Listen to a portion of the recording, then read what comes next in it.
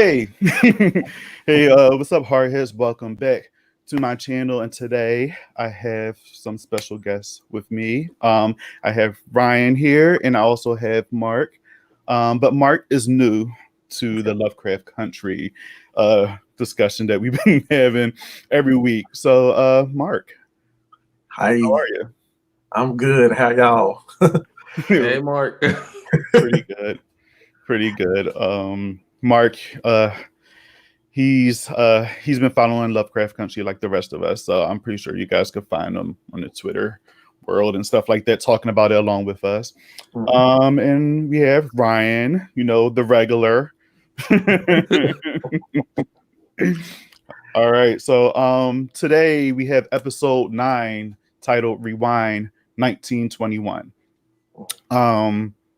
Guys, real quick, how did you guys feel about this episode? I'll start with you, Mark, since you're the newbie.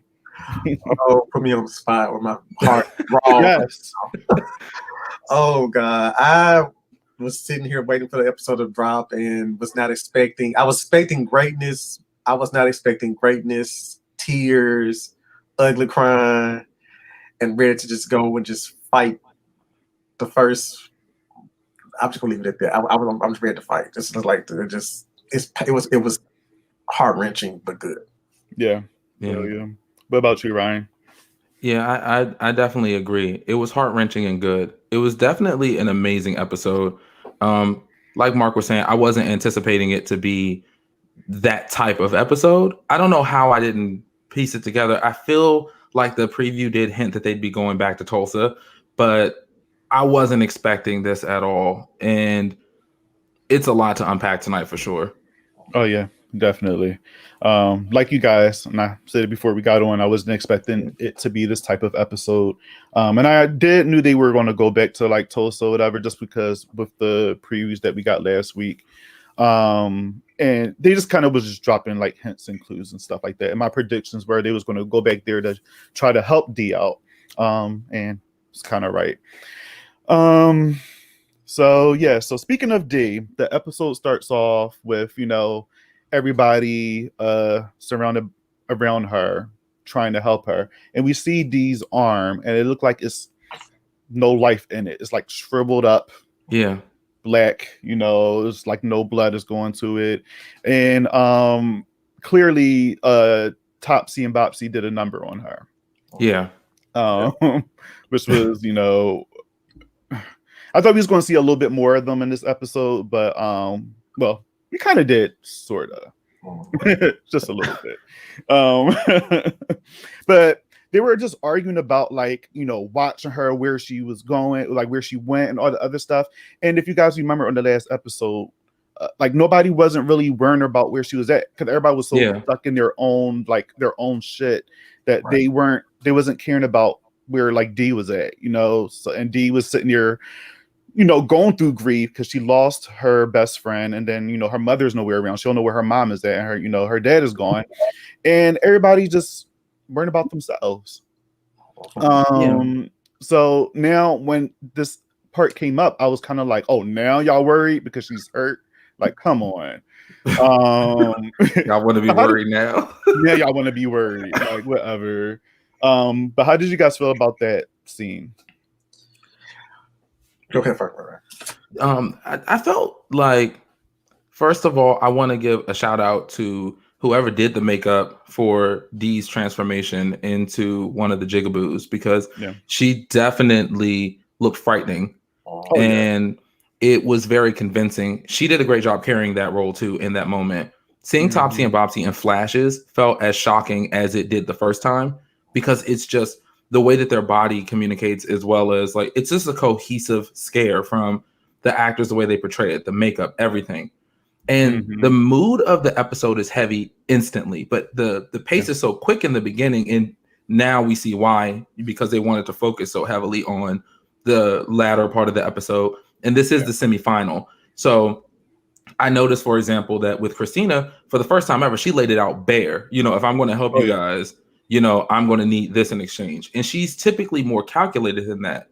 So I think in that first scene, I agree with you as well. Like, y'all weren't really paying attention to D, and this, she got lost along the way and now she's caught in this situation. She needed you all to be there for her, because as upsetting as what happened was for everybody, she actually knew him. Like, she actually was attached to him, and she's a child. So yeah, exactly.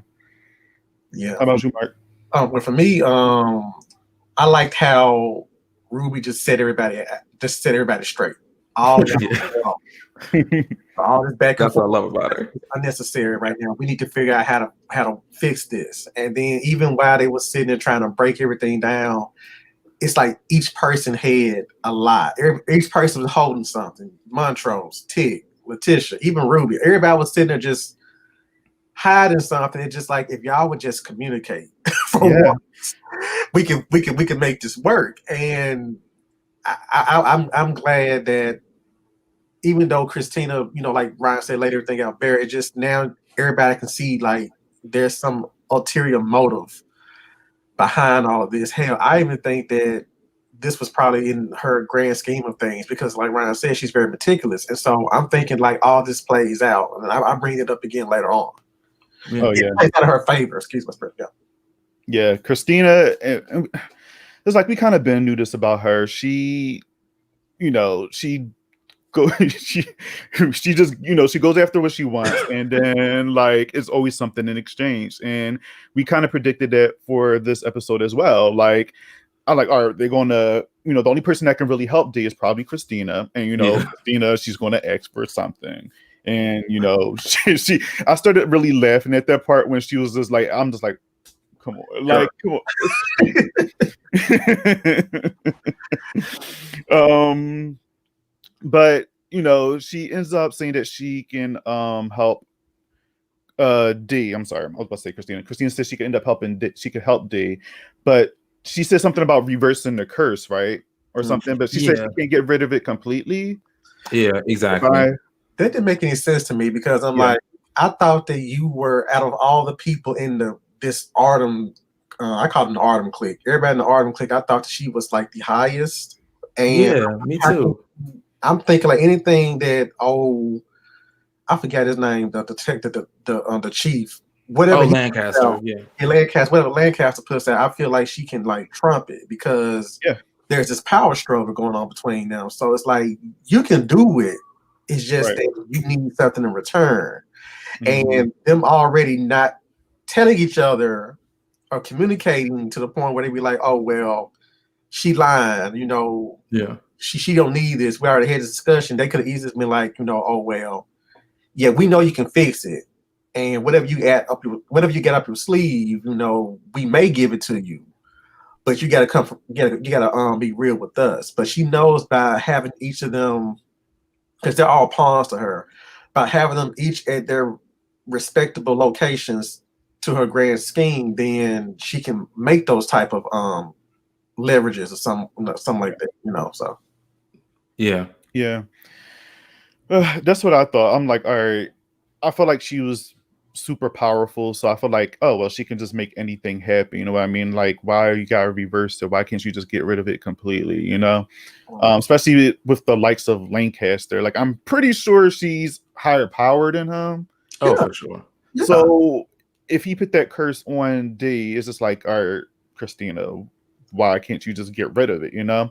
But I don't know. Maybe it's too much. What is it that Reagan says in The Exorcist? That's too much display of power. Right. Something though, because in the moment, I'm not gonna lie, like I believed her that Lancaster put it on, so he has to do this and that. But after listening to you guys, it's also strengthened by a scene that happened when we saw that she helped Lancaster apparently with whatever hex he, I don't even know what to refer to it as, but this regenerative spell. But she has proven I can give you something that sounds good up front, but I'm really selling you something that in the end is suited to the torture that I want you to have at the end of all this, because he was regenerating in death and he can't get out of it now. Yeah. And maybe that's the type of stuff she's on. Like, maybe she can help and she will, but there's always this like kernel of like what she's trying to get out of it, because she knew what she wanted for Lancaster, especially after he killed William. Like, she knew it. but she smiled in his face and she made it seem like it was something different and gave him that regenerative spell. So Yeah. y'all are right. Like I think like for sure she can do it because of course like y'all are saying, like it's a pecking order. Like she's stronger than Lancaster in this. Yeah. Mhm. And I just want his ass to die. I'm sorry. I just want to say I just want his ass to die because they had killed another black man to regenerate him. And I'm like, no, let his ass die. Right. Please. That kind of answers the questions as far as it's like how, like why he needs, like why he had the black torso and stuff like that. So I guess the only way he can keep regenerating is if he has like a black man or something. Which is odd. To be honest, I'm surprised that he survived that whole situation at the end of the last episode because he got fucked up. Yeah. So I'm just like, I'm surprised he was still hanging on, but he's gone. That damn magic. You know something? Side note. Some call it magic. It reminds me of this really bad Tubi movie I saw. I won't talk about it too long, where a dude literally is in an explosion, and then in the next scene, he's like on vitals, and I'm like, he exploded.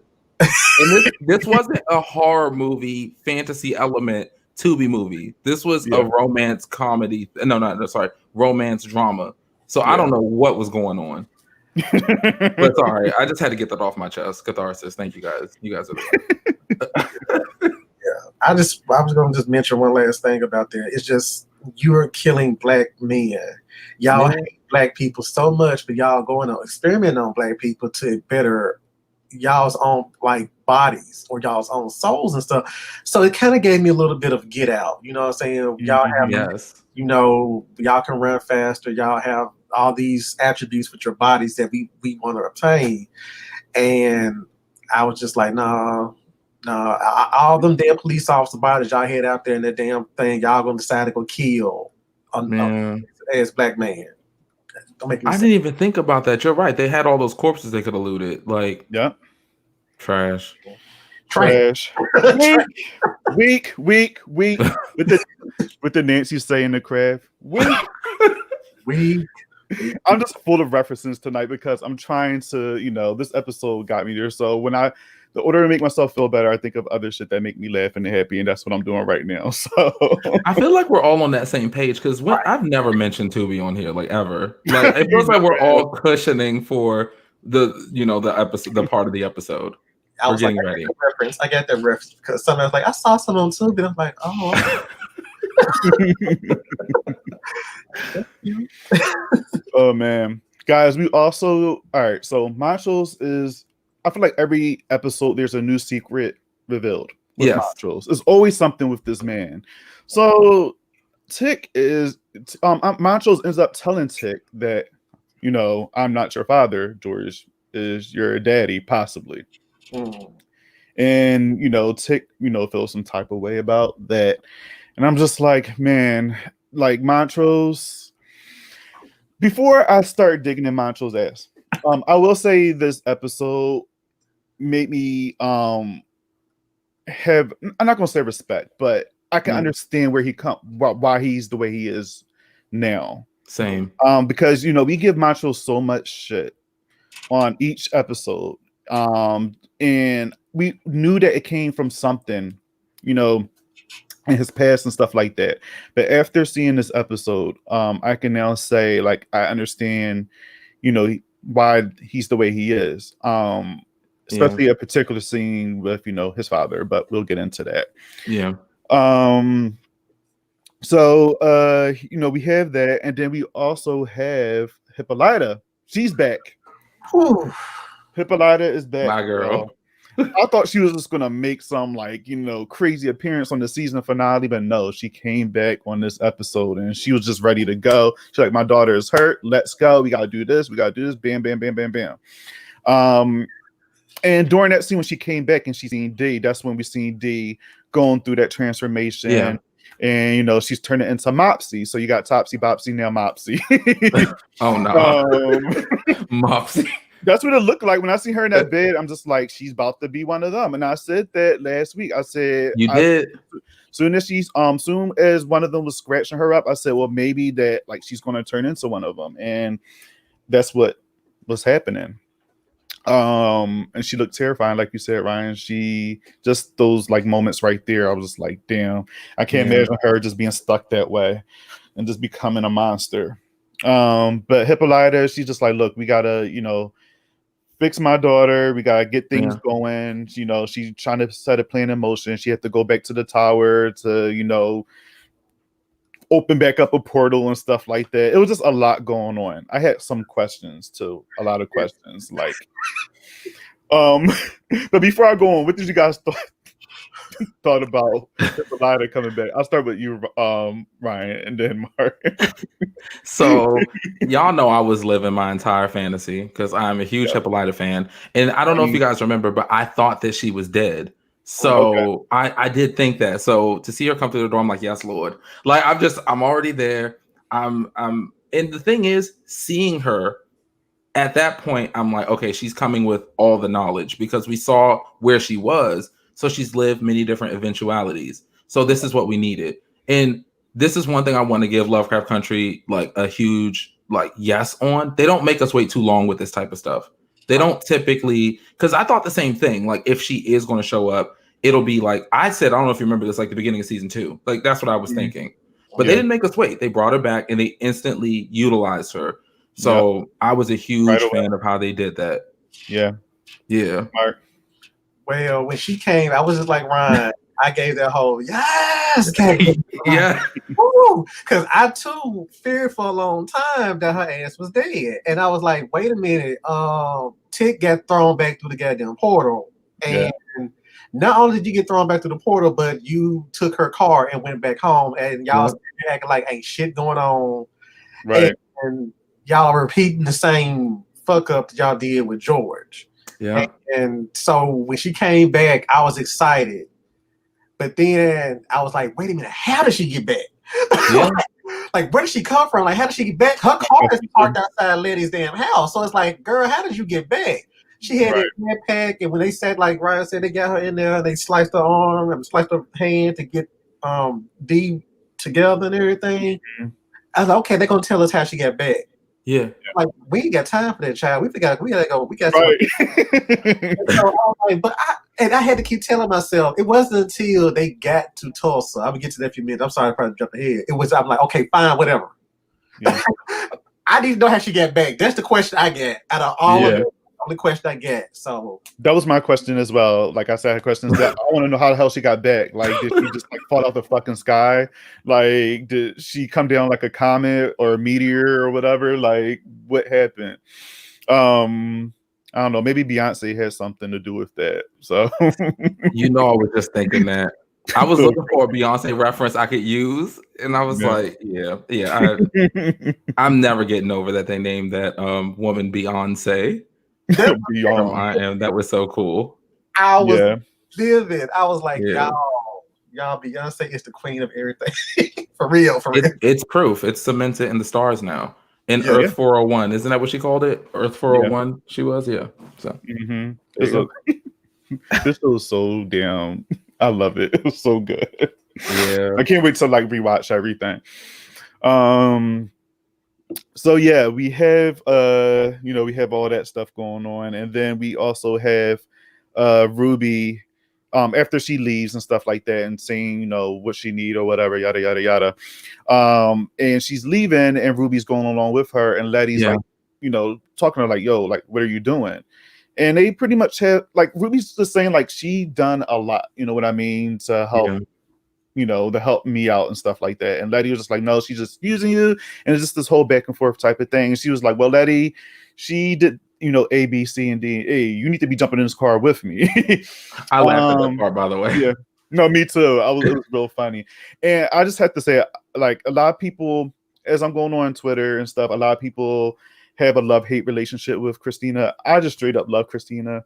I didn't know how I feel about her in the beginning, but like, her walk, her demeanor, just everything. I don't know what it is. I love her.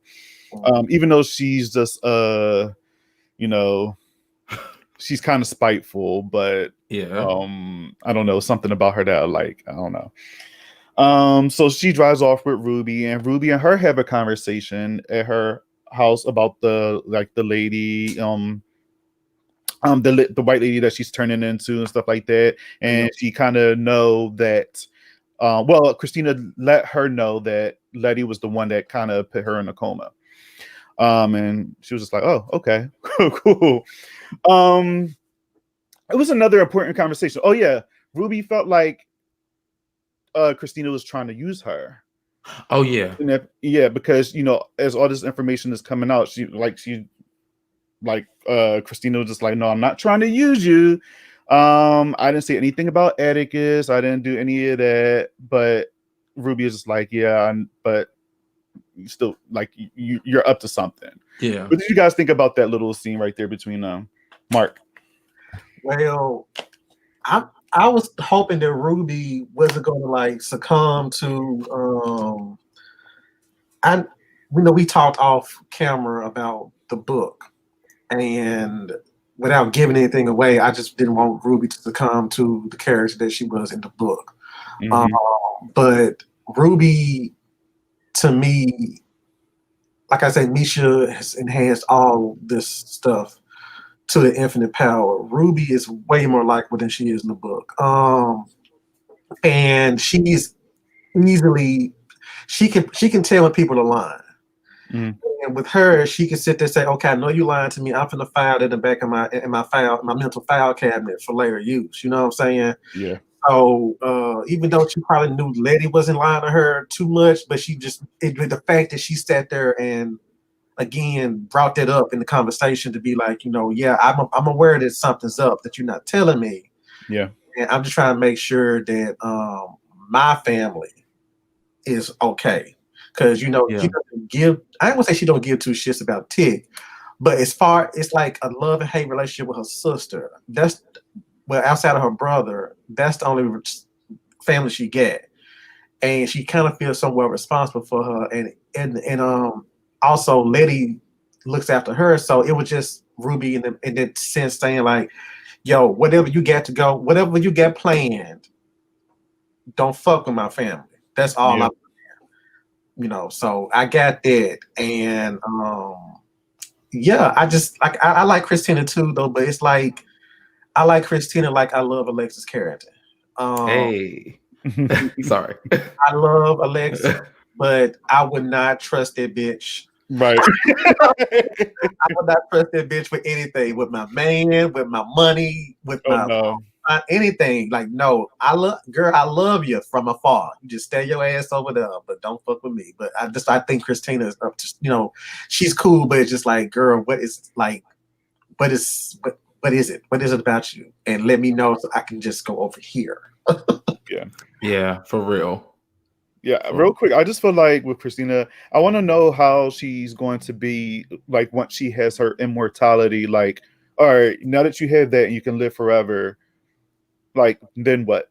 Now what? Or like, what type of person are you? Because right now we just see her on a mission, But after she had that, then what? Like, what? Like, who are you? You know what I mean? Yeah. But go ahead, Ryan. I'm sorry. I just had to say that.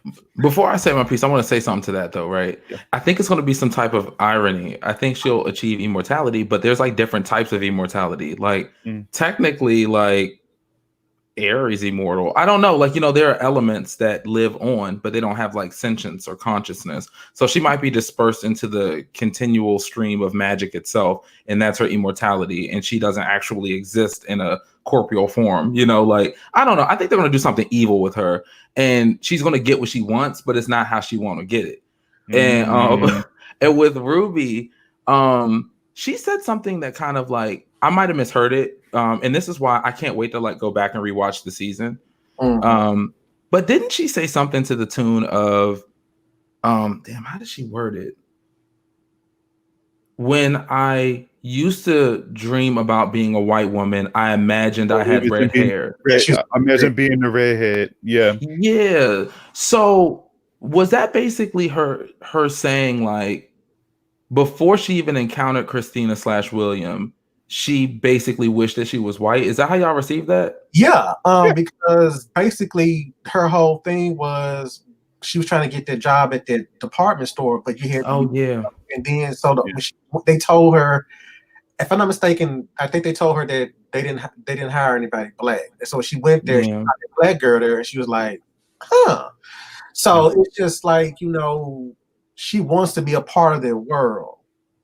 But at the same time, I think her walk through the park in Dale's shoes or Hillary's shoes, she kind of realized that I don't think I could do this full time, but I'm gonna utilize it when I need to. Mm-hmm. It just made me wonder, because that was the first moment for me, because I always saw Ruby as like, when the show started, like this really like, I'm proud to be black.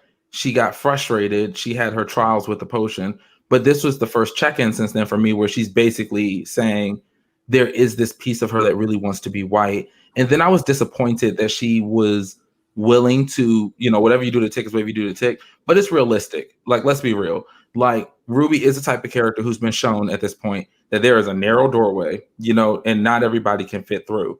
If I can only carry one person through with me, I mean, and this has been mirrored in her experiences, obviously. So this is her mindset.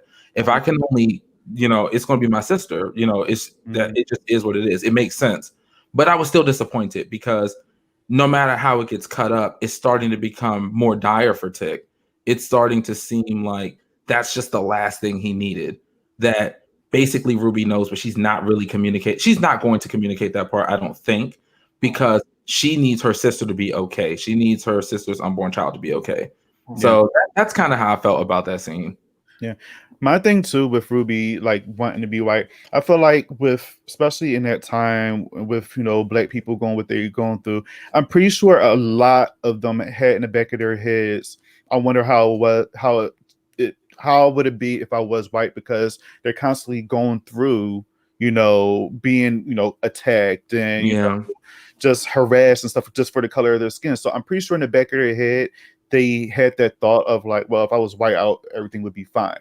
And I feel like with Ruby, she had that thought and she had the opportunity with Christina. And now she just letting her imagination and shit just like, hey.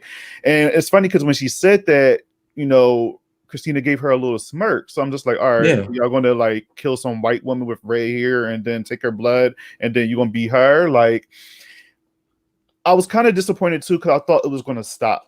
Like after Hillary Davenport situation and stuff, and especially after that last episode when they was having, that little session, and which was oddly hot but disgusting. Yeah. But after that, I thought that was gonna be the last of it, like of her just drinking that potion and she's done with it.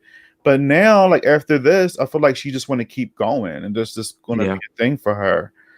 So it is like a drug, though. She's addicted to it now. I feel like, and that was my fear. I thought that she wasn't going to, but she just got so used to it. I feel like, and she's liking it. She's getting away with so much shit. I feel like it's more like a drug where she's addicted to it now. This is why I don't want to spoil anything, because I think y'all still trying to read the book. Yeah, I'm halfway through it, but I'm gonna finish it through when the show's over. Okay, her particular chapter to me is the heaviest chapter. It's the longest chapter in the book to me, because everything y'all talked about, they dealt with in the book. Now, in my personal opinion, when you put the book and the TV show together, TV show outweighs the book, which is crazy. But it's just the fact that seeing the people playing these characters and seeing how, I cannot pronounce her name. I just want to call her Wendy for some reason. But when the gravitas she's bringing to Ruby, it just makes me like the character more, because when I got to Ruby's chapter in the book, I was like, by the time I got through with it, I was like, you finna be, excuse my expression, but that bitch. And I was like, oh wow. If I can, rock with you after this, you know what I'm saying? Yeah. So it's like, but without spoiling anything, she does come through. But if I had to choose the Ruby from the book and the Ruby from the TV show, I would go with the Ruby from the TV show. She just mentioned like Bobby said, it was a fleeting moment of me thinking about myself being white. I had red hair. Yeah. And that's a callback to the book. But it's just the fact that it's like I like how she portrayed Hillary in the book and in the TV show, because it looks as if like she was like, I'm in a white setting. It's kind of like I think somebody said something today about, because today is National Coming Out Day, and so somebody says National Coming Out Day. I have something to tell you guys. What? Let me stop. Go ahead. I'm sorry. You should have told me a long time ago. It's clear. Bobby. Oh shit. Is it the Gaga book behind me or the Morticia Adams? Which one is it? Both. I already caught that. So, but damn, I lost my train of thought. But basically, National Coming Out Day, somebody said that it's crazy for you to. It's not crazy, but for people who are in the closet, it's like you have people who are around you who say they love you and who say they are, they care about you. Yet they talk about the piece of you that they talk disparagingly about a part of you. So Ruby in that episode, Strange Case, she was sitting around all these white women and they were just talking funky about the black employee. And she was just sitting looking like, I don't know if I can do this. Like, I can probably do this for need base, but I can't just sit here and kiki with other white people because I'm too damn black to the point where I can't sit there and let that ride. So seeing the Hillary part come out and tell everybody, like, tell the black girl, like, we gotta be twice as good, twice as. It's just like she was telling her without telling her, like,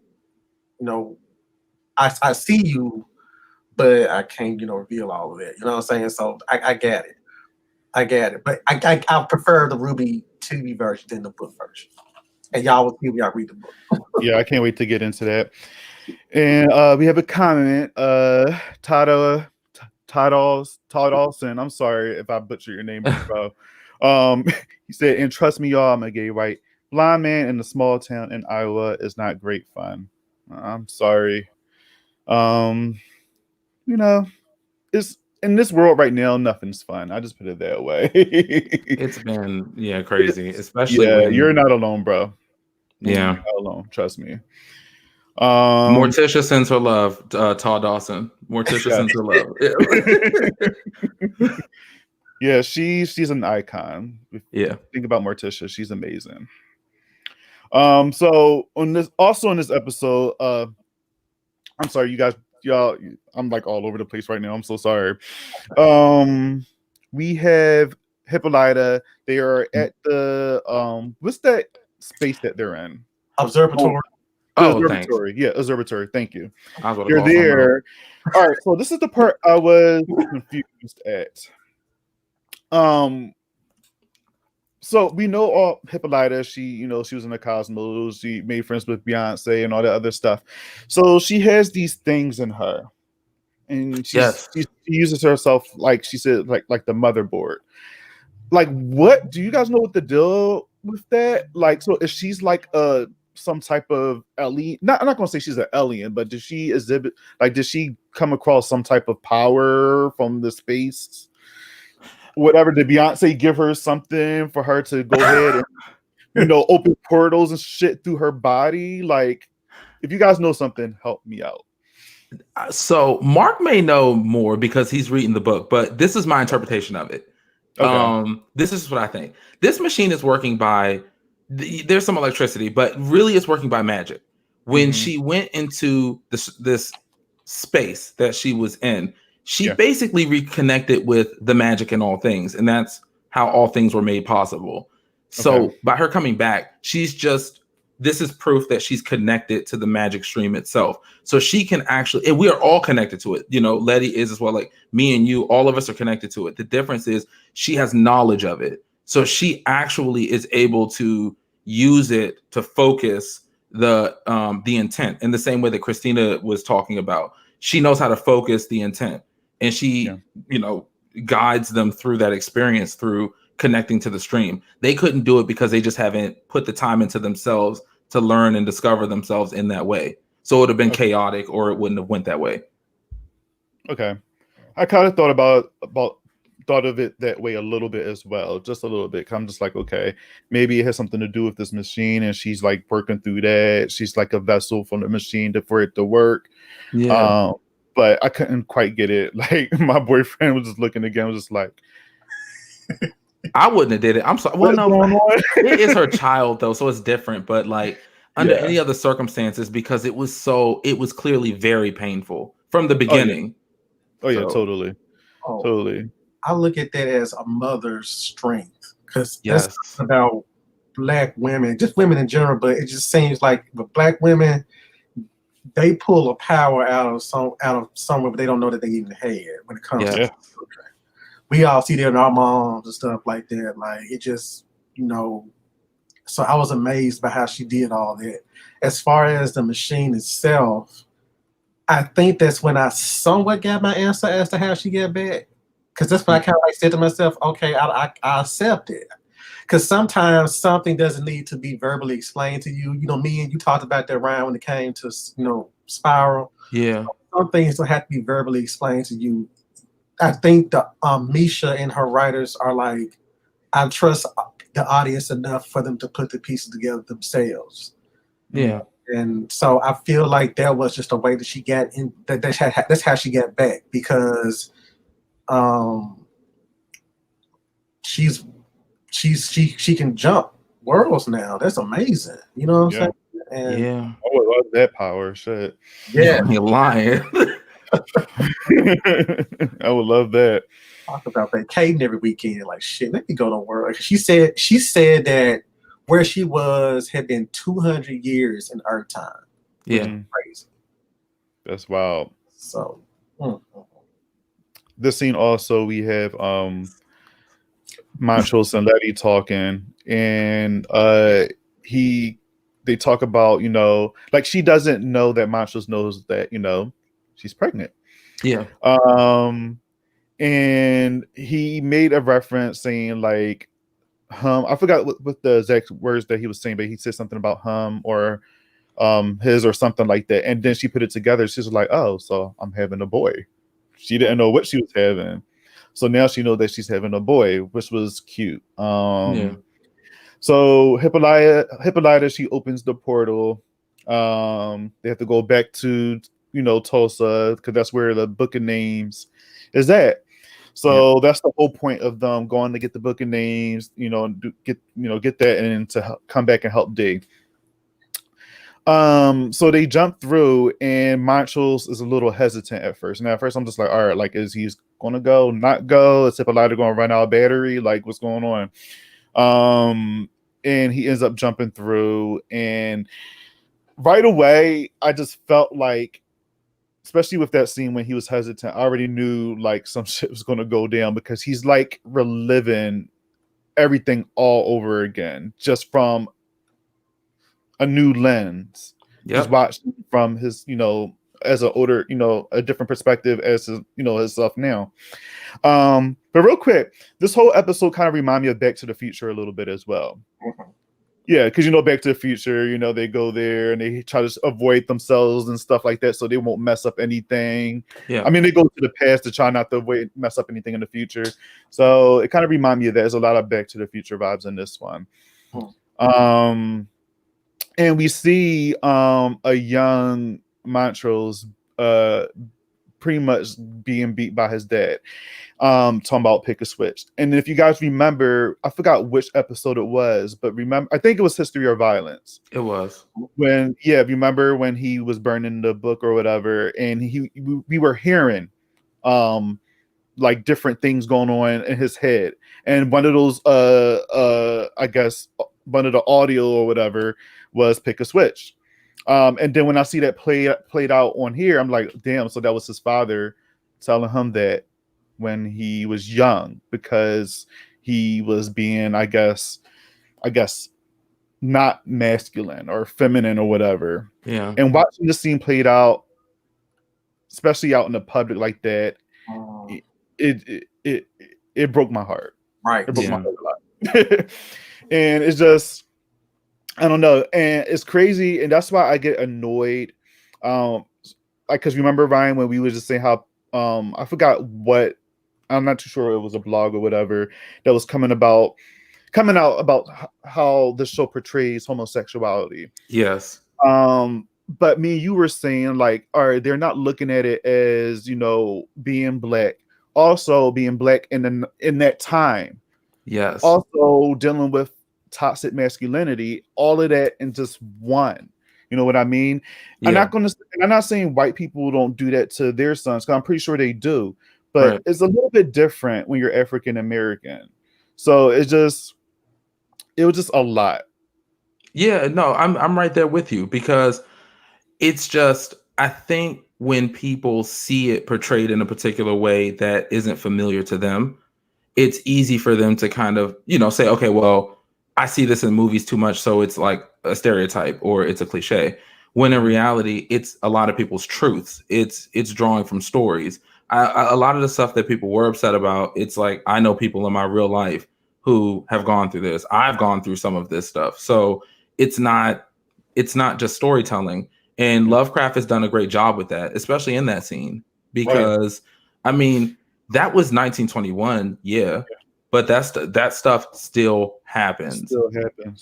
So, can y'all send me the link to that article, because I had no idea that was, because I'm kind of getting fed up with those type of articles, because it used to be written by somebody who just like had it, in my personal opinion.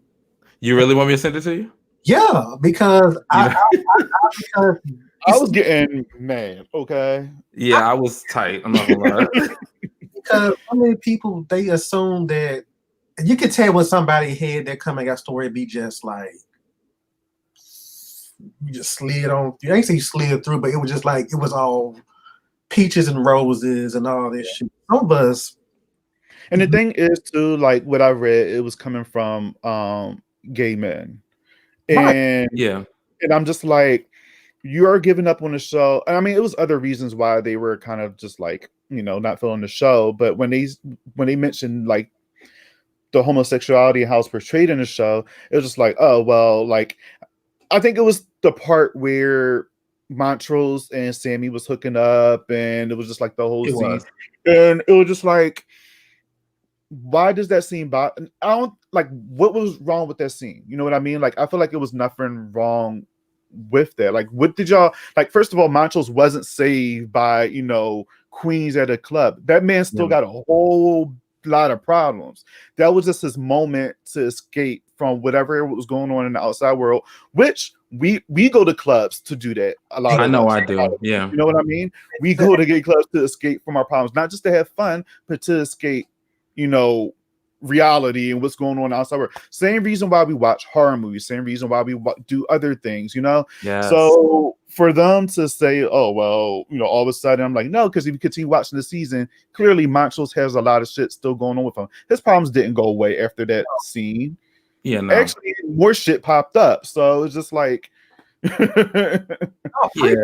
preach, because that's exactly, you just took the words right out of my mouth. It's just people tend to not realize Montrose was free of any of his shit at that moment. He was just free to breathe and be happy, just like Hippolyta went and she was in just jumping when she was with Dorothy Dandridge. Not Dorothy, was Dorothy Dandridge? Josephine Baker. Excuse me, Josephine Baker. Oh, Dorothy Dandridge was the shit though. Yeah.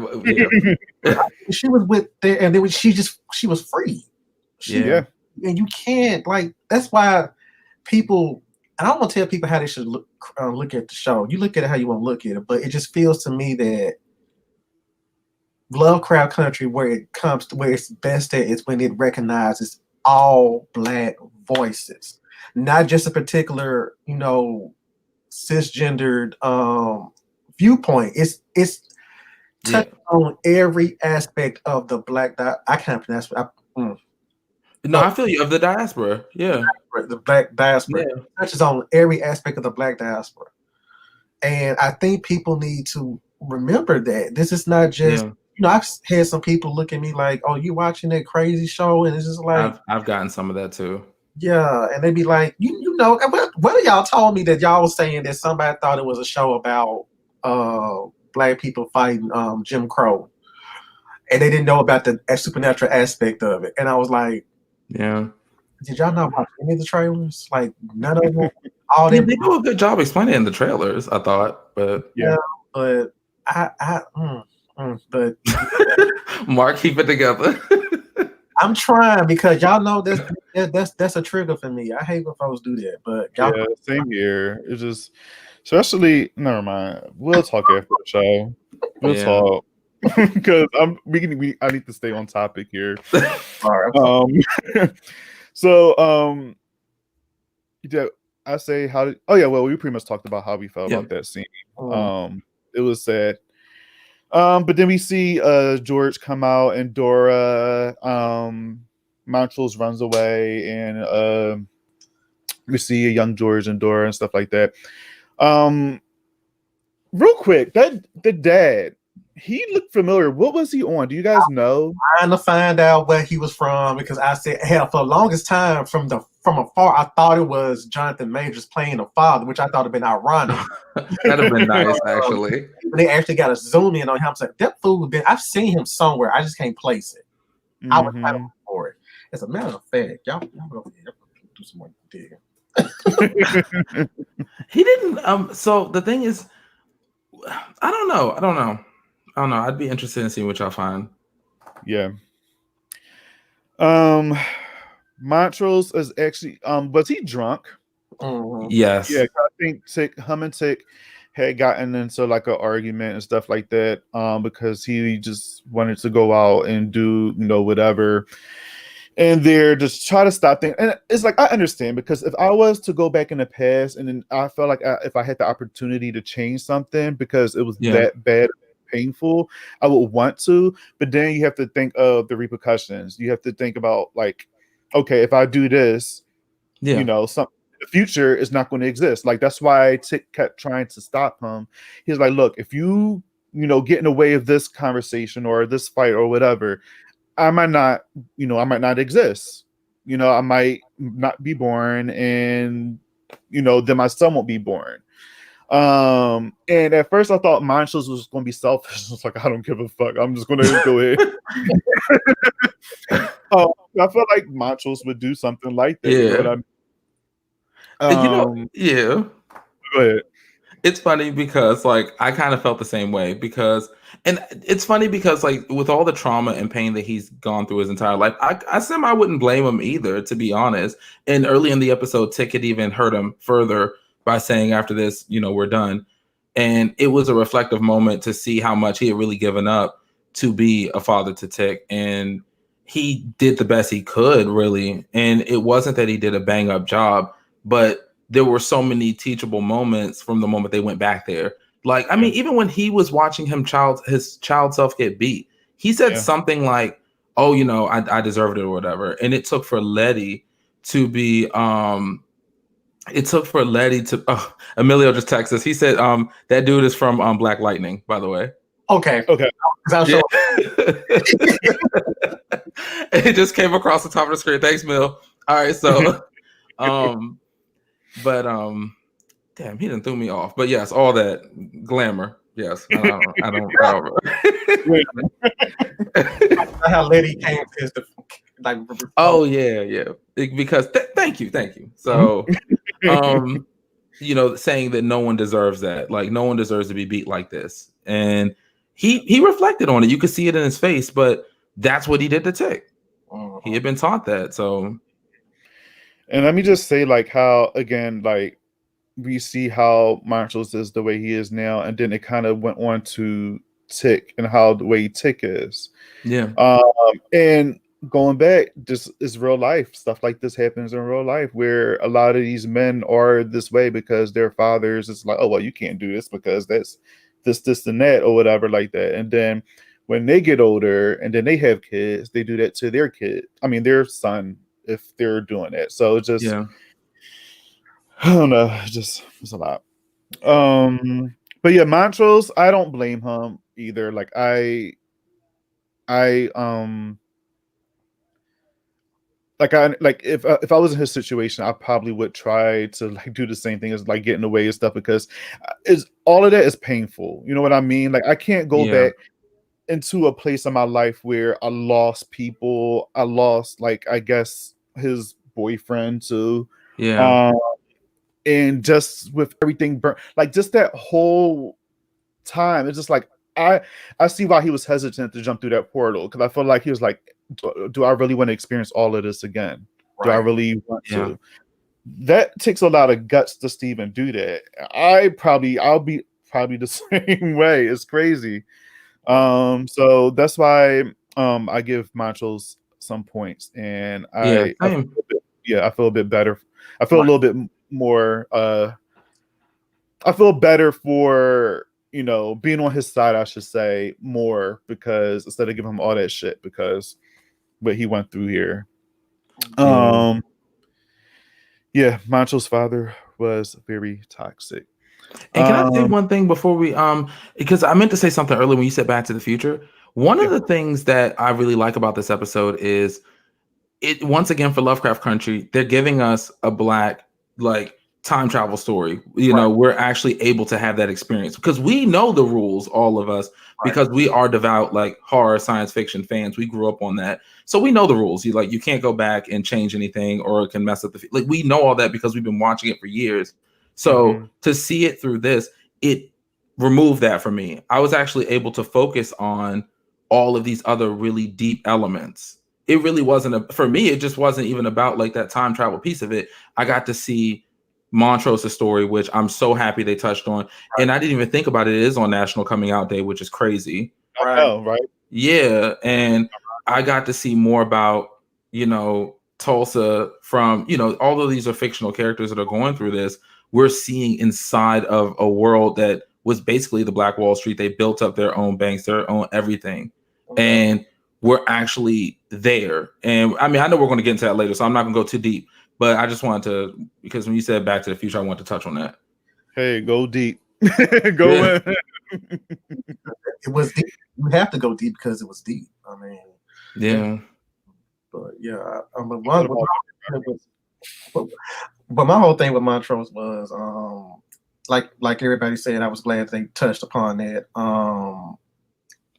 Because I remember, because I actually thought he was going to go try to sit there and tell George, but then he sat there and said, "What makes you think I'm going to go do that?" And then you realize, and he talks about Thomas, and the way that's when the first tears started to flow for me. I just wanted to put that out there because that's when I first started, because I'm like, you know, but I'm just gonna leave it at that, and I get back to it later on. We get to everything else, but I'm just gonna throw it out there. That's my first set of tears started to flow. Yeah. My first set of tears was when I see Montrose getting beat by his father. That's when it was just like, it already put me in that space. I'm like, oh gosh, here we go. Like, this show's always like, just like, we get this adventure, but then it's always like, ha ha ha, no, black.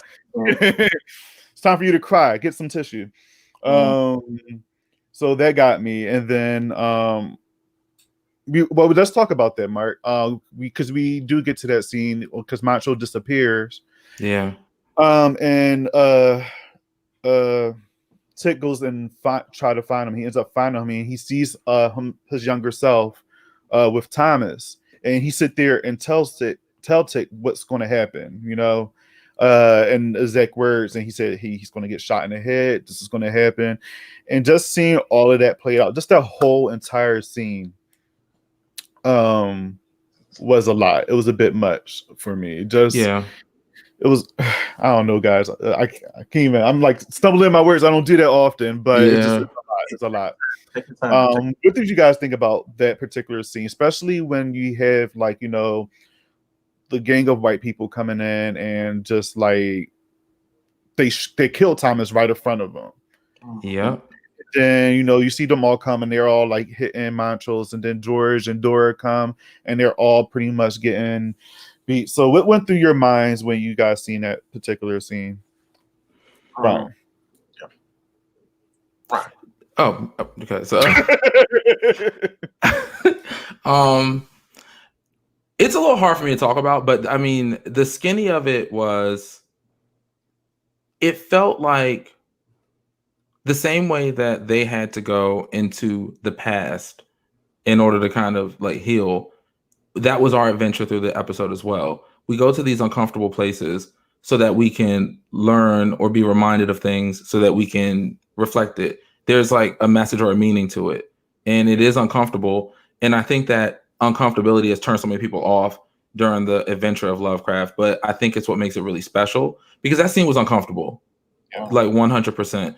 Like every single time I felt like I could be, you know, given a little comic relief, which would happen in a similar film, you know, that wasn't focused on our stories, or given something that's just like slapstick, instantly we're reminded of what the reality is. This is a moment where, you know, there's so much trauma done to Montrose that he's not the same. He's after that day, he's not the same person. And he was just getting whooped earlier. But even that paled in comparison to like it never ended. He was getting it at home. He's getting it out in the streets. And it's literally no safe place for him. And that's probably how he's felt his entire life. Yeah. Right. So that's how I read that piece of that scene, especially as like the beating started. Like, damn, like they were real friends. Like we have some strong ass ancestors, like for real, for real. For them to see a mob of people, and this stuff, I mean, this is Lovecraft country, but it's predicated on like real stuff. Yeah. It's not just fiction. Like for them to ride up and stand in and just basically fight for their friends, not just as people of color against a mob of white people, but also as kids, essentially.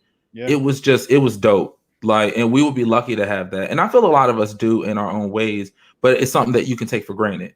Right. Right. So, well, for me, it was like, Ryan, you put it, that's why it affected me, because my dad never hit me for anything like that. But I always tell people, words are just as harmful as yes, a physical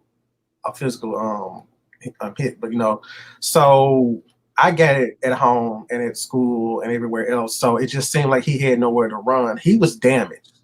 Yeah. Everything that Montrose is experiencing in like the current time period of Lovecraft country is post-traumatic stress. It's PTSD, really. Yeah. Tick went over there to fight a war, but hell, Montrose been fighting a war all his life. At home. And within himself. And so for him, so seeing first he instinctively went to go tell Thomas that he couldn't be his friend no more, and that he was affected, not him. And the fact they used that term is still, you know, like, okay, that hurts. So then when they get attacked by the white people, he instinctively grabs Thomas's hand because, you know, he still cares about this boy. Yeah. And the white people added the two things that, you know, as Black gay men, it's like a double slap, a nigga. Yeah. And especially the term that they used in that scene. Yes. And like, so when they had to sit there and fight for them, when he shot that boy and then they started beating him, I was like, you know, it's just the anger. And then it was cutting into everything else that was going on in the area. And it's just like these rage of tears start welling in me. And so when we get to seeing Dora and George come in again, I'm like, there's a white woman out here throwing punches. Yeah. They're hitting these little kids. These are all probably like 20 to 27-year-old white folks beating up these 12 and 13-year-old kids. Yeah. And it was just disgusting. And then you had to keep yourself, all while I was watching this, as listening to what Montrose was saying and watching this, all I could sit there and keep saying, why? Mm-hmm. Why? But why though? Why? Like, that's all I kept asking myself as I was watching this, as the tears were flowing. Why? Yeah. And that there was no, you couldn't say, you know, just like it was so. And this is where everything just, you know, turned for the better. Not for the better, but I'm just saying that's when I don't want Bob, you go ahead and lead it. I'm this show. Yeah. Just because. Yeah, it's Yeah, that whole scene, it was just wow. Like even like my boyfriend was just sitting there looking at it, and it's just. And you sometimes like we talk while we were watching it, whatever, but it was just like super quiet, like during that scene, and just this whole Same. episode, man. It's just everything about it. It's just. But then it doesn't stop there. It just keeps going. Um. Let's see. Oh yeah. So Letty, she's on the streets. Yeah. And gang of white people is chasing after her. Yeah. And she runs into actually not Atticus, what I'm talking about. Montrose's father helps her out, brings her in the house, and she's there with a group of other people. And who's that lady? I forgot. Who is she? The one with the gray hair, and she gave that was Dora's grandmother. That was her grandmother. Okay.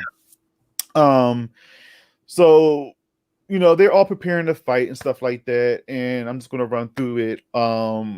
She's very like she doesn't know. She knew something was up with Letty because when Letty first ran in that house, she was looking at her like, who's this? Like you could just and I thought like, all right, did she meet Letty before? Did she like, even though it's impossible because Letty's from the future, but how she was just giving her a look, I was just like, Yeah. something. Obviously, she don't trust her, but is it something else? But it wasn't that. I think she just knew she wasn't from this time, and she just didn't trust her. Yeah. And she ends up, Letty's upstairs, and she's, people's like throwing stuff in the house about trying to burn it down, and the lady comes upstairs, and Letty says what she's looking for. She's looking for a book of names, and at first the lady was just like, no, I only know some. She named another book. She didn't know anything about it, but then Letty pretty much went on and said, I'm from the future, this and that. I need the book, blah blah blah blah blah, and the lady ends up giving to her. And this whole entire scene right here, it got me too. Yeah, same. Because it was just seeing like the house being burnt down, and Letty and this lady have this conversation, and like she gives her the book, and then this lady just lights get lit up in flames. And I didn't think they was going to show that. Like I thought they was going to show it, but not like all of it. You know what I mean? But you literally see this woman just burning right in front of us. Yeah. And I was just like, oh my gosh, like, and then just seeing Letty's face and her reaction, she can't get burnt because, just so you guys know, whoever's watching, if you guys don't remember, Letty is protected. Christina put a spell on her or whatever, so now she's protected. No harm could come against her, so she could be on fire. She can get bullets shot at her. Nothing can harm Letty. So what do you guys think about that scene? With that lady in the house, and just I'll start with you, Mark. Child. So basically, the fact that she gave her the book, and when she told her that I'm carrying pretty much your great grandson. Yeah.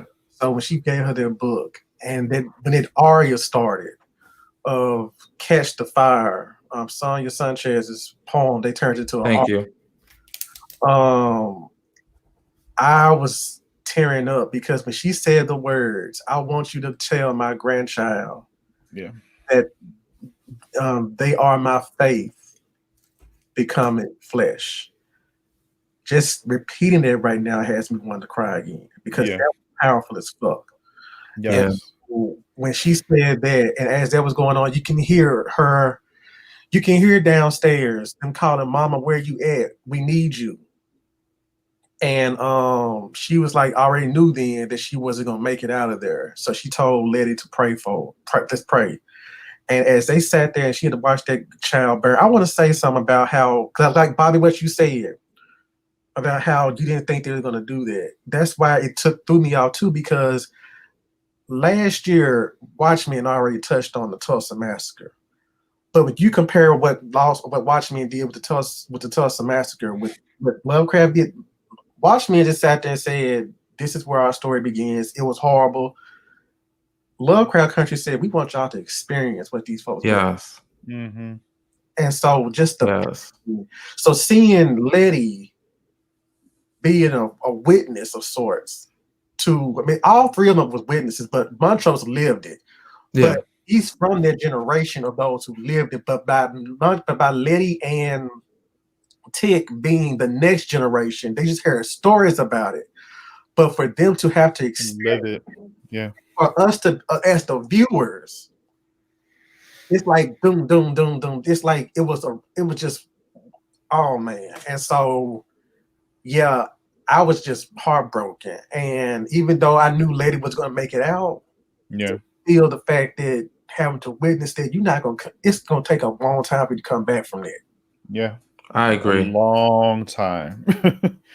If you was to say watching like the first episode and like us seeing this, like to say this was going to happen, I probably wouldn't believe it so much because it's just so different from what we've seen in the beginning to where we at now. I'm just like, all right, I can see that happening, but like how? And with Misha and Jordan and just all the writers and the creators that did with this show so far, they did a amazing transition to like how everything just led into one another.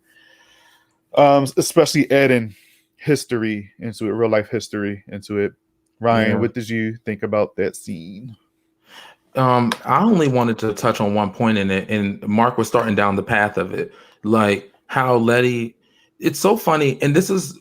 I feel like this whole episode I've been singing so many kudos to Lovecraft because there are certain things I have to put on hold until semifinal, like final episodes to see how they follow things through. You know what I mean? Because then you can look back. But I got to give them props again because we were Letty in this situation. Yeah. I think it's really important to point that out. She wasn't do any bodily harm. You know, she was because of the spell. We're not do bodily harm because we're witnessing from home. So we are her. It doesn't mean that it doesn't hurt us. Yeah.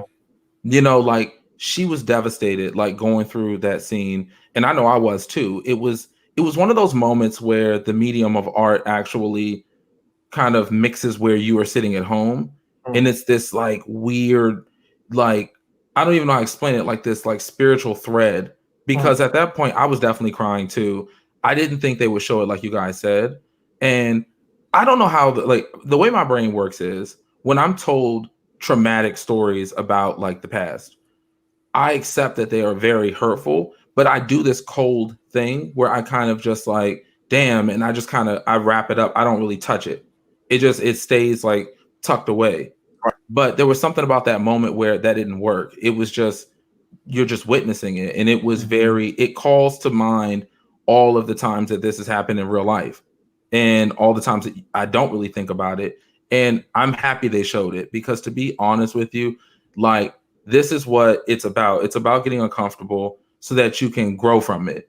Like, it's not always about, especially when you put like horror on something that removes boundaries, it allows you to go to territory so that you can strip away layers and see what's underneath. And it was difficult. It's like you said, Bobby, like me and Amelia, we typically talk like through the entire episode. And sometimes we'll even be goofing off, even when it's like that scene with Ruby and that the skin falling off. I mean, it was gross, but we were like acting like fools in here.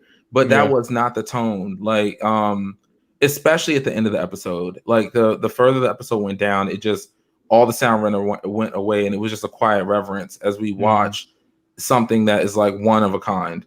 Like, this moment is very, very special to me. Yeah. Yeah, same. Oh man, you guys, y'all did that. Y'all said it. Oh man. Yeah, that whole entire scene there was just, like I said before, it's like I wanted to turn away because it was too much, but at the same time, it's just like I couldn't because I needed to watch it. And also it's because it's an important part of the show. So it's just, it's important. But, and it's like, I'm really sensitive when it comes to stuff like that, like this, I should say. Like, I mean, that's another thing I would say about the show is that we get our horror, we get our adventure, Yeah. And that's what I thought this episode was going to be, because I'm like, oh, time travel, and you got Letty, Atticus, and Montrose going on another adventure like History of Violence. I thought it was going to be like another one of that, but they went on an adventure, but it just wasn't like a pleasant one. Not that History of Violence was a pleasant one, but no, I get what you mean. yeah, but that was like kind of like fun to watch, and where this one is kind of hard to watch, if I could put it that way. I can't remember who said it. Like, I think it might have been Shannon, but on the companion pod, do you remember when they were saying in Holy Ghost, that episode specifically was, it's like, okay, well, what is a ghost story for a Black person? What does that look like? It feels like that's what they do in this show. Like, what is a time travel episode for a Black person? Because in something like Back to the Future, you go back and it's a spring social, it's cute, and you're on a particular upheld side of town. But if you're a Black person and you go back to the Future, you're going back into trauma. Like, I mean, straight up. I mean, it's already crazy enough now as it is. But if you go back to Tulsa and that's where your folks are, I mean, an hour-long episode is not even going to capture how terrible it actually was. And that was really painful to watch as it was. So... Yeah, and definitely. I'm glad you said that about the Back to the Future, because I had a friend that told me that he's Black, but he said, I don't, as much as I would champion a Black, I'm a Doctor Who, I'm a Whovian, and so he was like, as much as I would champion a Black doctor, just can you imagine him going back in time? He would always be in some, he couldn't do what he usually does because he would constantly be like beaten or just like in trouble, and so that's a hard pill it's a hard truth that if we have time travel stories, they probably wouldn't be so happy-go-lucky. Oh yeah, no. So no. Oh boy. Well, towards the end of the episode, Letty, she has the book. Yeah. And I'm pretty sure I'm like missing some stuff right now, because to be honest, and another reason why I'm like stumbling on this, because it's to the point I had to put down my pen and stop taking notes, because I was just like, right. Like I couldn't believe what I was watching, and I was just like, all right, this is all gonna be stuck up here, but it's just like I can't even remember some of it. You say? No, I was gonna say the whole thing about Tick being the mysterious stranger that Montrose saw. Yes. Oh yeah. That was decent how they did that. And it kind of reminded me of Back to the Future too, because that kind of happened in that movie, which was cool. So that was a sweet moment, and then it was a little Jackie Robinson type of reference like that, and he was like fucking the people up and shit like that. I was getting my life at that part there. And Jonathan Majors from that camera view. So let me stop. Oh yeah. Look. I had to one time. Yeah, we're not gonna go there. Oh, I got you, kid. Okay, no, I'm back. I'm sorry. All right. So they find their way. Well, Tick finds his way back to the portal or whatever, but Montrose is still, he's outside. He's inside watching the outside just burn. Just everybody just running, and he's just what is he quoting? Is he just sitting there describing what? Like, do you got? Go ahead. He was, because they put the script up. Shannon put the script up. This scene, scene up on Instagram, and he was pretty much calling their names like they did. Episode 3, with the Holy Ghost, and who burned and who, all the people who died and who lost something during that. I love that. The way that this screenshot of the script, I was like, if I could get my hands on this script, because the way they wrote it was beat by beat how it was played out in the show. And I was just like, I don't know. Him calling them, because that did something to me in episode 3. You call the names of those who me too amongst is trauma. And so just remember them names. And that's all the show is trying to do, is saying, yeah, remember these names, remember these people, because they're finna leave this time period.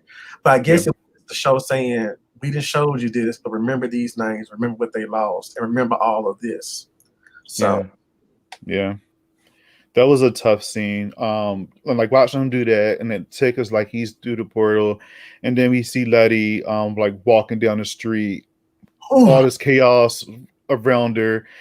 That right there, I was just like, shine. And get this woman an award, by the way. Please do.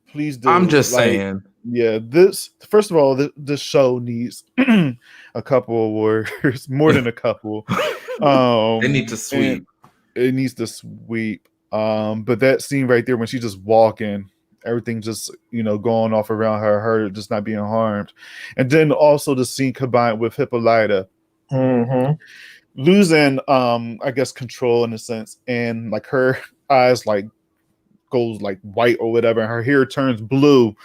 And I'm just like, what is going on? And she's like floating. And I'm just like, it was just too much like emotion. I just couldn't take. I'm like, what? Guys, I thought Hippolyta was going to explode. Like, I thought she was going to like burst or something, because like when she started floating in her hair, I'm like, and she's like foaming out the mouth. I'm like, she's going to explode. Like she's going to die. I feel like if she went on any longer, that probably would have happened. What you say, Mark? I was just saying, when her hair turned blue, I screamed. I was crying, but I was screaming because she turned into her daughter's character. Is it what's the character name? Hippolyta. Is Hippolyta blue? Wait, what are we talking? Or Orinthia. I'm sorry. Orinthia blue. Yeah, Orinthia blue. I said, "Oh my God!"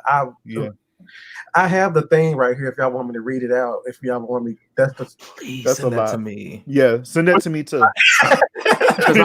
Because I looked it up and I'm like, oh my God, you be on it though, Mark. You already know you be on it. I've tried, y'all. I'm gonna send it to y'all right now. Because I want to look them up, to be for real. Like, I didn't realize that that's what they were doing. I figured, because I heard a couple names, that's what they were doing, but I couldn't catch it. I was still kind of like broken up at that point. And I mean, plus I'm gonna rewatch this entire show again. Like, oh yeah, me too. I'm gonna binge it. Instant classic for me. But I'm not gonna read all of it. I just want to read how they wrote Letty's part. Because there, in the distance, her prom dress singed, her face covered in soot, the book of names clutching her hands. Walking through the remains of this once vibrant street is Letty fucking Lewis. Crop dust circle back around, and boom, boom, boom, they drop kerosene bombs. The concussive flames ricochet off Letty, leaving her unmolested by the fiery shrapnel. It's an epic tableau. A black woman defying history, defying death. Wow.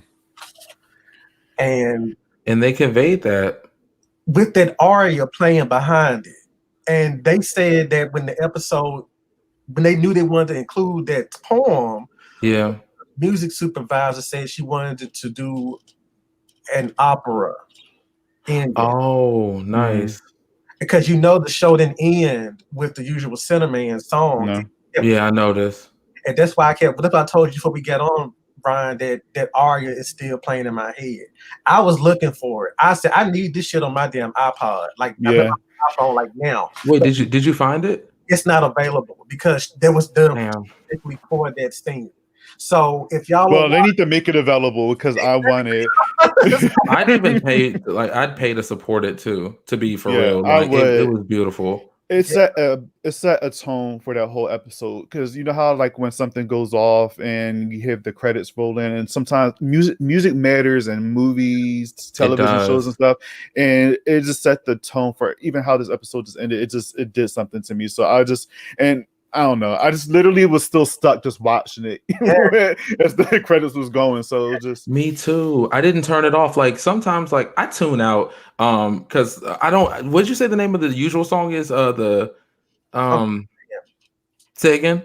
Sinner Man. Yeah, there we go. Like I've gotten so used to that typically that's when I start running my mouth. But I was just in a daze. Like I was just like in a daze. Yeah. I was stuck. I was glued to my screen, and I was getting texts and stuff. And I just sat there and I answered. I went straight to our chat. Yeah. Like, look, y'all, I can't even. Yeah. I did the same thing. I'm reeling too, y'all. I was a mess, child. Yes. And my friend was like, Yeah. well, you'll be all right. I said, look, I'm gonna go to therapy. We're gonna have a powwow, and I'll get back to you later tonight. We're gonna do a Letty circle from Holy Ghost. We're gonna do one of those. Let's do that. A Letty circle. Mhm. I like that. Guys, well, when Letty was walking down the street and stuff, and and the portal was like glitching and stuff, and then it did go away for a period of time, then it came back up. I was like, Letty girl, you need to run. Let's go. Yeah. I'm like, this moment is strong, like it's beautiful and it's a powerful moment. But I'm like, girl, Hippolyta about to blow up, the portal's closing. Like, what's up? Like, Tick is already through. Montrose is staring out the window. Girl, let's go. Did y'all also think they were gonna bomb Montrose's ass in the window? I kept thinking that. Because I felt like he had came to, he's like, well, I done did everything that I could possibly could. This is it for me. Because that's the tone. The what? The tone. Yeah, I thought he was just saying, I thought he would be like, stop it. I quit. I can't do this no more. Just take it now because I done did all I'm supposed to do. Because I've always felt that he was going to give his life. Yeah. But Tick. Yo, if they would have done that this episode, like, all right, let's go back. What if he did do that? How would you guys like feel? Like, do you think that would just be a good way to send him out? Like he did what he had to do, is no use of him, or I have an answer for this, but I'm gonna let Mark go first. It's because mine is one of those little 10 hat shits. So I'm gonna lie. I would have been upset because it's like he had just found he had just got his closure. And I don't watch entirely too many shows like Lost or Walking Dead, all those type of shows. When that character gets their closure, and then they're gone. Yeah. Yep. I'm like, oh my God, I hope this don't happen. So that's what I felt at first. But that's how it had to happen. But I was prepared for it. My face was wet. So yeah, I was definitely thinking they were going to bomb the building, and then Hippolyta would blow up. But they didn't go that route, and I'm happy because the episode had already done enough to me, and learning more about Montrose made me feel more connected to that character. And then Hippolyta is one of my favorite characters. Don't bring her back just to kill her like that. Just don't. Yeah, but that would have pushed you because first of all, we still need to know how the fuck she got on whatever. Yeah, no explanation. I'm joking. Like that's like my least or whatever. Because Hippolyta is a great character. I love her. But y'all ready for the 10 hat? Lord, Christina don't know that Montrose may not really be the blood father. So what if he's like, I'll give my blood instead, and then fuck up her whole judge because that ain't the right blood, and then blow her up, and then she go into the stream, but she can't come back out. Well, see, good. Maybe that went a little petty. I'm sorry. I need time. That's something that I wanted to bring to y'all's attention. Because when Montrose was saying like the stranger hasn't came yet, and then Tick was like, we done fucked up the timeline. Then that bat appeared, and then they started realizing, oh, you're the stranger. And I was like, wait a goddamn minute, because this is a grandfather paradox, which means that they were supposed to go back into, so everything that has happened had led them to that moment in time. Yeah. They had to do that. So they had to go back and get the Book of Names that way. Because if they didn't go back and get the Book of Names, then Tick would not have came and saved George, Montrose, and Dora, which means anything could have happened to them. So with that being said, I believe that Christina planned for all this shit to happen the whole entire time. Because I believe she's going to end up with that damn Book of Names again. Well, I don't know if she got it the first time, but I just know that she probably felt that there was a way, she let certain things play out. That's probably why she told them, I can't help them. I can't help y'all. Because she probably knew, y'all that's what they have to do, yeah. Yeah. Whew. Well, I don't know. I like Christina, but I feel like by next week's episode, I'm probably gonna hate her. She's finally going to be revealed hmm for good, or for better or worse, essentially. Right. Does I she have a really feeling it's care gonna be. about Ruby? I have a feeling it's gonna be worse. I don't know, man. Yeah. I have a feeling it's gonna be worse. Oh boy.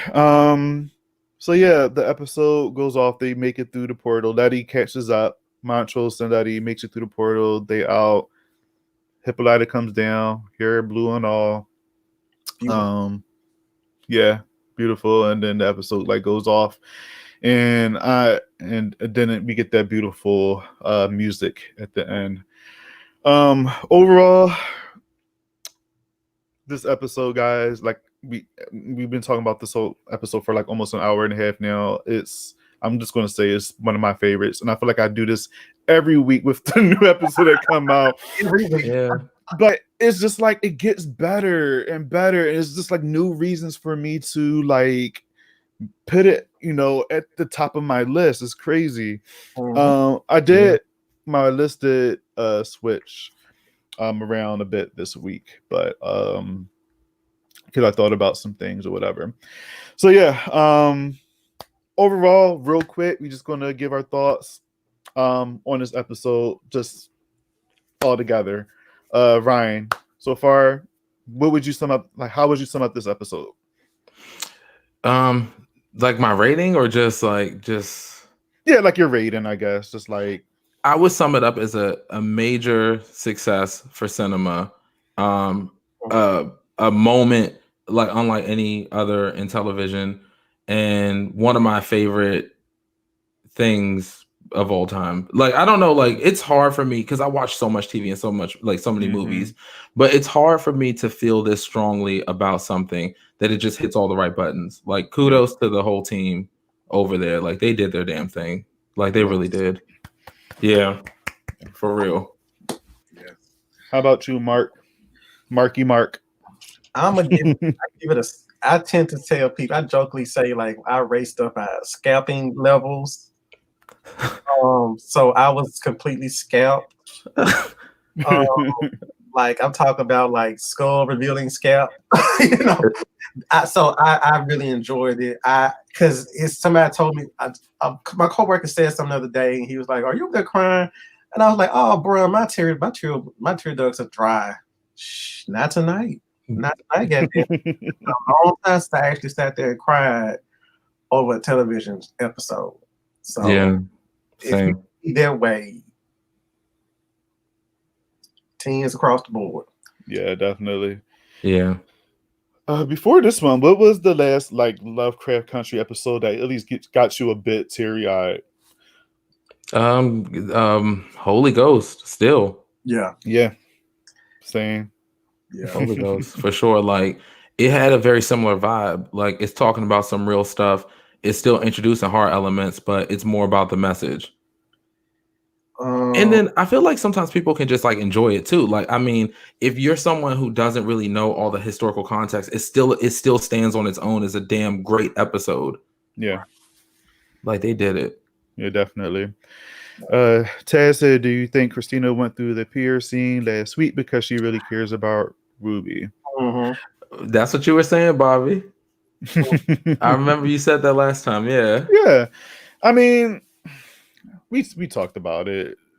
I feel like I think we all said like she just wanted to see what that experience was because Ruby was cursing her out.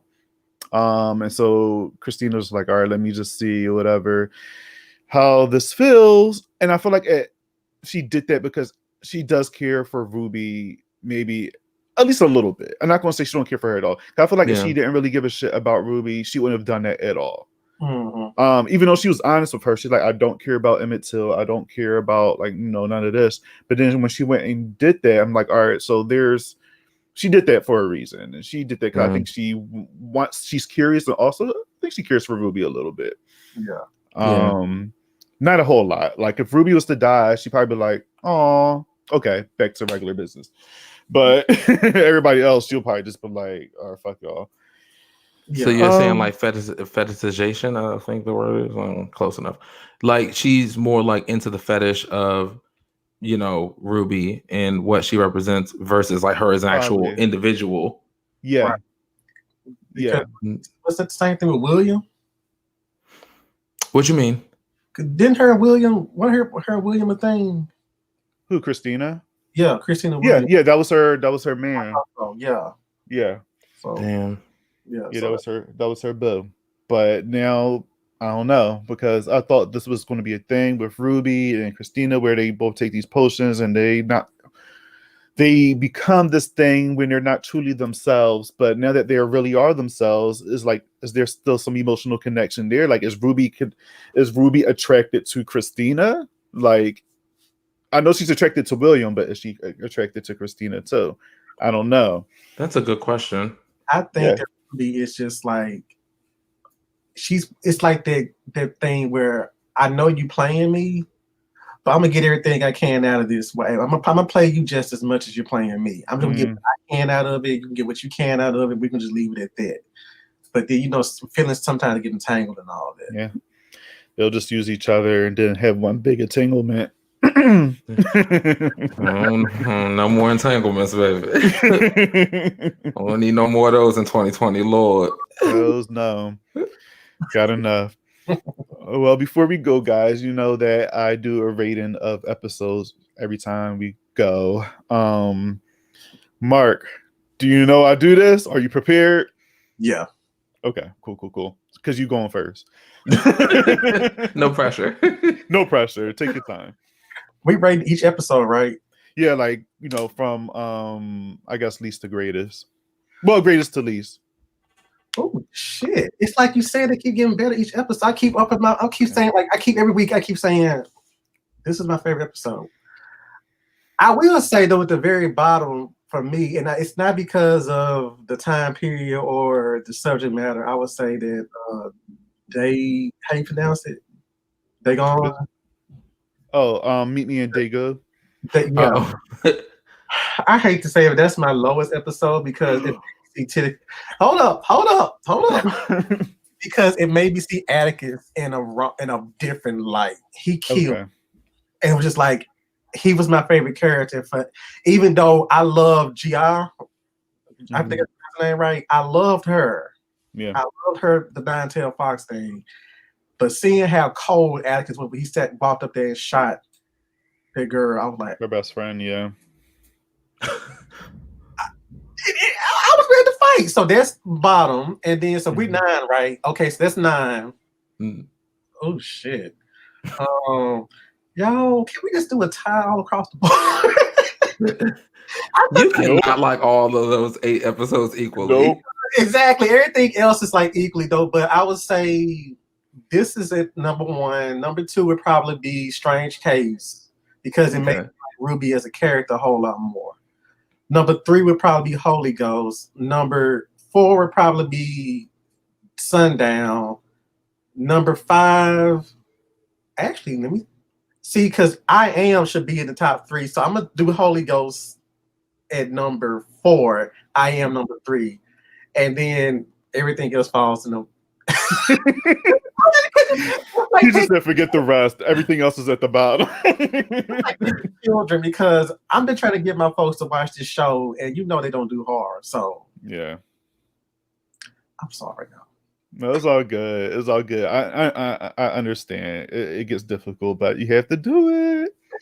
Yeah.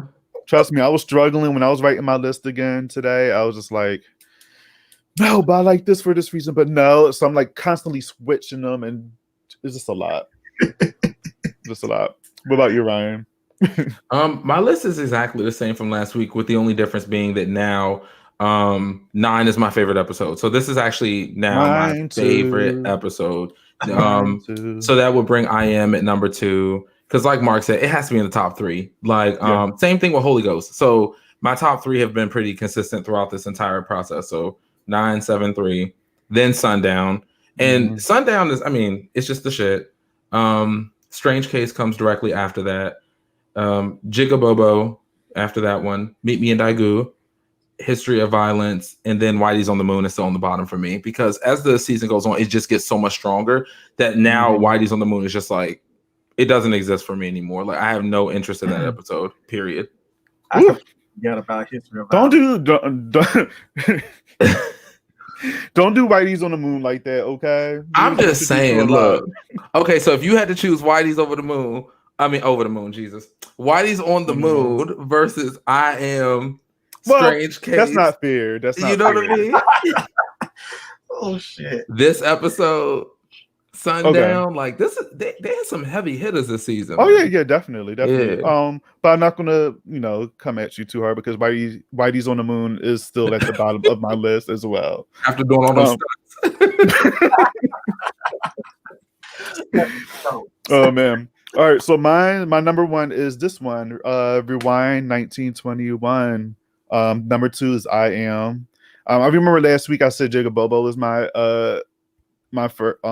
first one, but then after I did some thinking and I rewatched that one, and I actually rewatched I Am, I was just like, oh no, Jigabobo can't beat.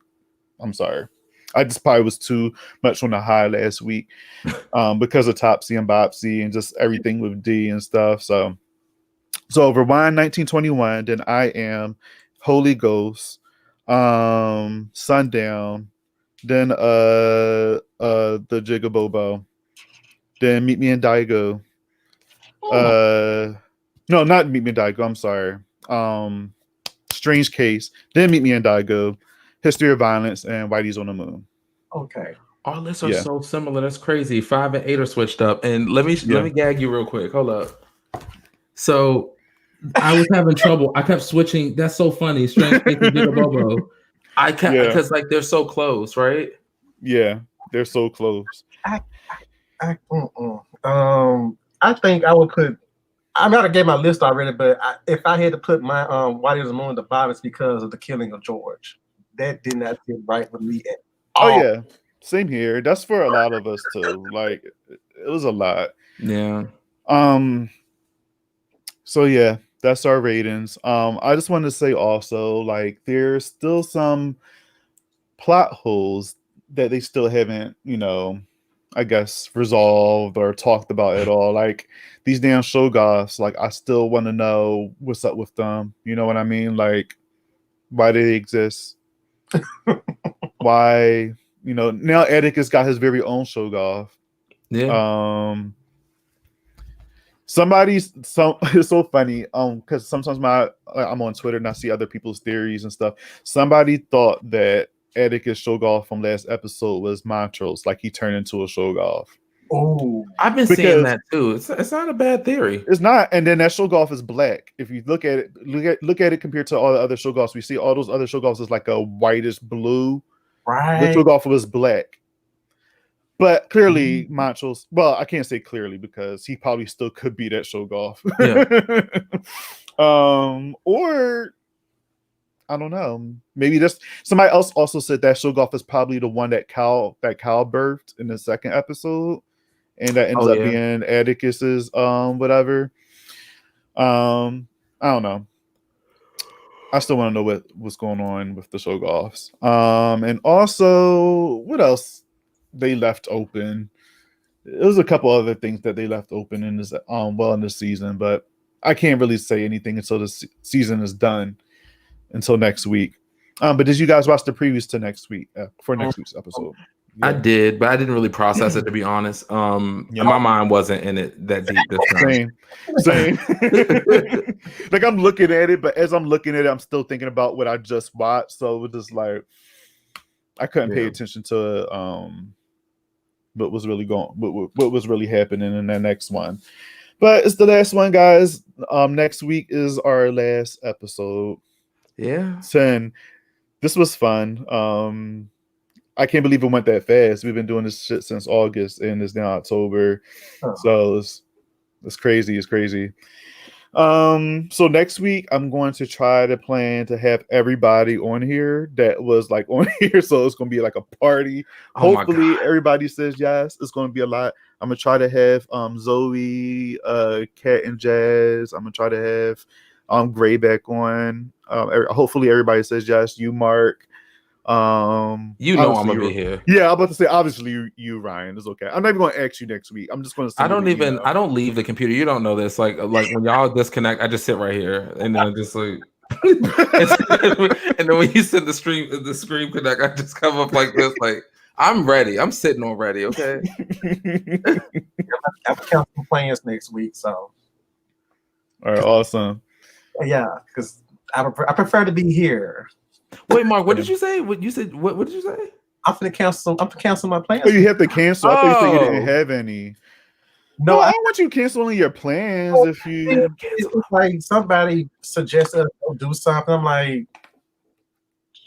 I think I told you, Ryan. I base all of my social gatherings around television and movies. Amen. Something comes on, and I want to see it that night. I'm just saying. It's like It is what it is. I sat there and placed classes around like soap operas and shit. Like social school that time. But no, I'm gonna be here because I told them, y'all, I like to be in the house by 7:00. That gives me time to pregame for my 8:00 shows. And they were like, "Oh, we could probably have the party." I said, "I may show up. I don't know." Do a drive by, wave at y'all with my mask on, and just keep on going. I hear that. For all that, you might as well not even go down there. There, you know what I'm saying? So it would give me a reason to do something, you know. I feel you, yeah. I hear. I'm so if you still down, come to the Lovecraft Country party here. you know it's gonna be lit.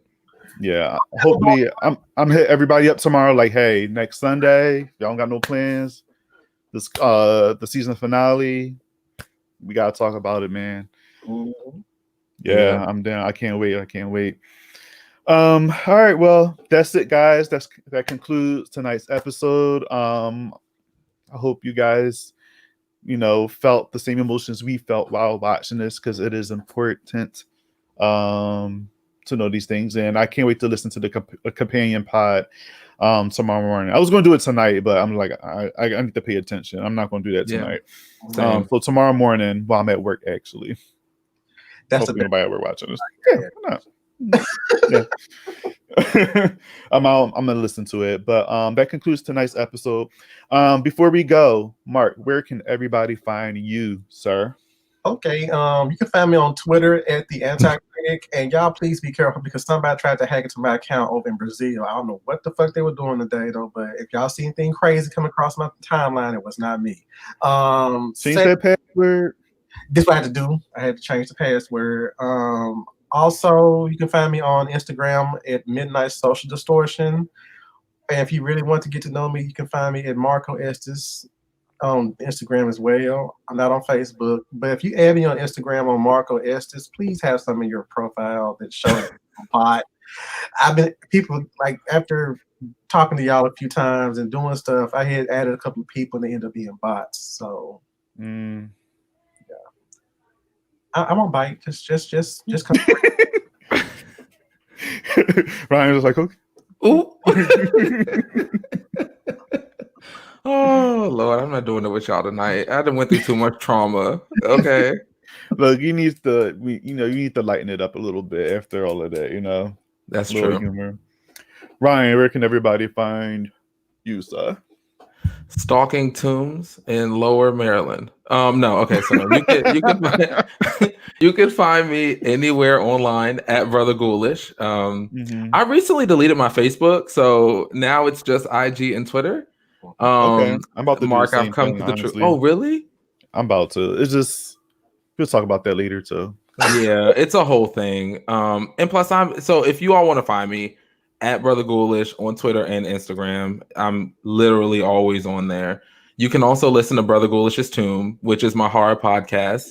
You can find it anywhere podcasts are playing. I do original horror fiction short stories and reviews, and I think that's all the places. Oh, you can also go to brotherghoulish.com. So.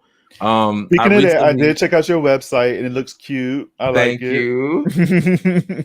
It took me forever. I mean, I didn't do the banner, but everything else was, yours truly, the one man show, the one ghoul show. So, yep. So thank you. Want to get it done? Yeah. Amen. And by the way, I love the Vampire in Brooklyn episode. Oh, thank you. I had to. We'll talk after, but thank you. Okay. I have a story for you, but yeah. All right. Well, guys, that concludes. Thanks again for joining me tonight. I really, really appreciate it. Guys, y'all watching, please check out Mark's stuff. He posts great stuff on his Instagram. And Yeah. Mark, real quick, are you about to start a podcast or be a part of the little something something? I see you post something. I'm trying to start both. I'm trying to get on y'all's level. I done bought books on YouTube and I done started doing podcast ideas. I joined Anchor, which is what Brother Ghoulish showed me, so then added Anchor. I just need to be more on it like y'all are. Y'all are constantly putting out content, and I just sit there and be like, I can't do this. Oh, I get so frustrated. I'm like, oh, fuck it. I'm just going to read a book or something. So, but I'm finna get my game up. I really am. So. Well, we can talk about that after this too. But we got you. Yeah, we got you. All right. All right. Well, everybody, thanks again for watching. Make sure that you join us next week for the epic season finale of Lovecraft Country. Again, I'm going to try to have the original. Well, I'm not even going to say original because it's the first time I'm doing this, but all of the crew that's been on the show so far, including you guys, and we just going to have a big party talking Lovecraft season finale next week. Hopefully it's amazing. It's gonna be a lot of Lowry season. I'm gonna tell you that right now. We're gonna spike the right on that. I just can't wait to get everybody's. If everybody do come out, I just can't wait to get everybody's like ratings of the episode. We gotta name 10. 10. So, and guess what? 10 is probably gonna be number 1. Because, it is. I mean, what are we doing? We might hate it. We just like, this shit is whack. Who knows? I haven't said that about one episode yet, but me too. Who knows? I'd be devastated. Yeah, me too. But all right, guys. Thanks again for joining the show, and I guess we'll see everybody next week. Say bye.